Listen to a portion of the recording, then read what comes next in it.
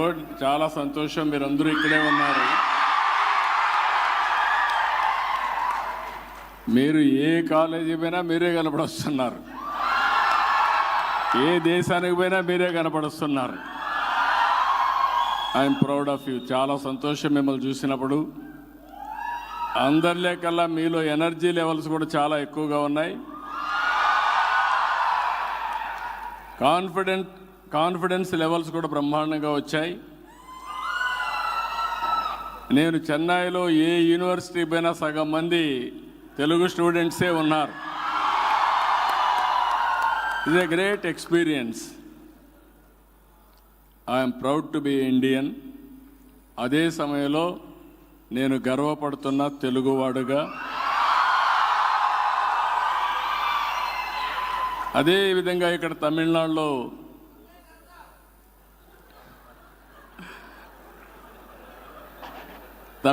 కూడా ఈరోజు మనం చూస్తే సౌత్ ఇండియానే ముందే చెప్పాను, మనం అందరం ఈ దేశానికి పెద్ద ఎత్తున కాంట్రిబ్యూట్ చేసే పరిస్థితికి వచ్చాం, ఒక అసెట్గా తయారయ్యాం. ఇప్పుడు ఈ స్టేట్స్ ఎవరైతే మనం అగ్రెసివ్గా ముందుకు పోయాం వీళ్ళందరూ ఆలోచించుకోవాల్సింది పాపులేషన్ మేనేజ్మెంట్లో కూడా జాగ్రత్తగా ఉండాలి.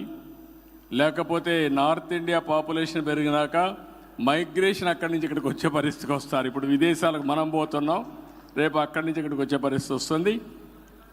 గ్రేట్ కంట్రీ కాబట్టి అందరం కూడా పాపులేషన్ మేనేజ్మెంట్లో కూడా జాగ్రత్తగా ఉండి, మీకు ముందుగా యంగ్స్టర్స్ చెప్తున్నా, చదువుకున్న వాళ్ళకి మీరంతా కూడా కంఫర్ట్ జోన్కి వెళ్ళిపోతూ ఉంటారు. పెళ్లి చేసుకుంటాం, మంచి ఉద్యోగం వస్తుంది, వైఫ్ అండ్ హస్బెండ్ ఇద్దరు పనిచేస్తాం, డబుల్ ఇన్కమ్ వస్తుంది, no kids let us enjoy అనే థీరీకి వస్తారు. దానివల్ల పాపులేషన్ డ్రాస్టిక్గా తగ్గిపోయే పరిస్థితి వస్తుంది. మనం కానీ జనాభాని మేనేజ్మెంట్ చేయడం, ఈ ట్రాన్సిషన్ కానీ మనం మేనేజ్ చేస్తే రాబోయే 400-500 సంవత్సరాలు ఇండియన్సే ప్రపంచాన్ని శాసించే పరిస్థితిలోకి వస్తారు. ఇది వాస్తవం. మళ్ళీ ఒకసారి మీతో మాట్లాడతాను. మిమ్మల్ని చూస్తూనే ఉన్నా, నేను ఎక్కడున్నా మిమ్మల్ని చూస్తే గర్వపడుతున్నా.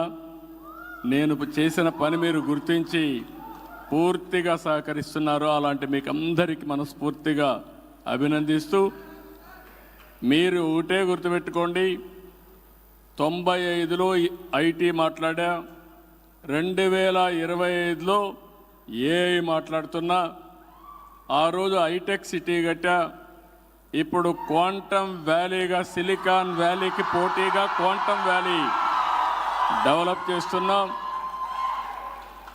మీరు ఏవైతే ఇన్నోవేషన్స్ ఉన్నాయో అవన్నీ వర్కౌట్ చేయండి. నా ఆశంతా మీ మీదనే, నా కాన్ఫిడెన్స్ కూడా మీ మీదనే.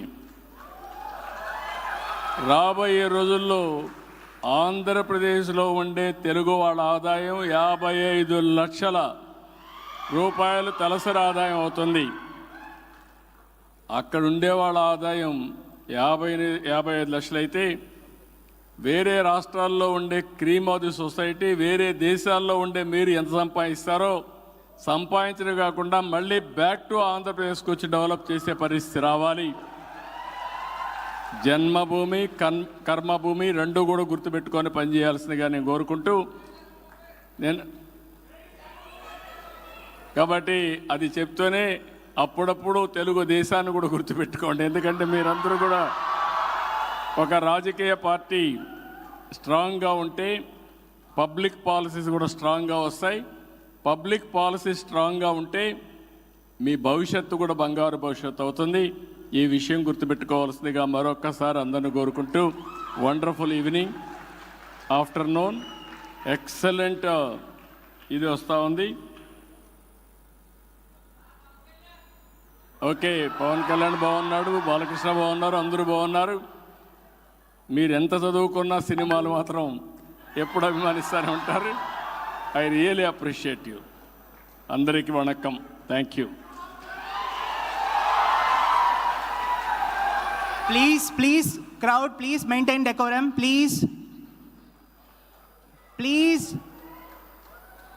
Crowd, we request you not to ఈ వీడియో నచ్చితే లైక్ చేయండి. అలాగే మా ఛానల్ ని ఫస్ట్ టైం కనుక చూస్తున్నట్టయితే ఇప్పుడే సబ్స్క్రైబ్ చేసుకుని పక్కనే ఉన్న గంట సింబల్ ని యాక్టివేట్ చేసుకోండి. అప్పుడే మేము పెట్టే ప్రతి వీడియో మీకు నోటిఫికేషన్ గా వస్తుంది. అలాగే ఈ వీడియో పూర్తిగా చూసినందుకు ధన్యవాదాలు.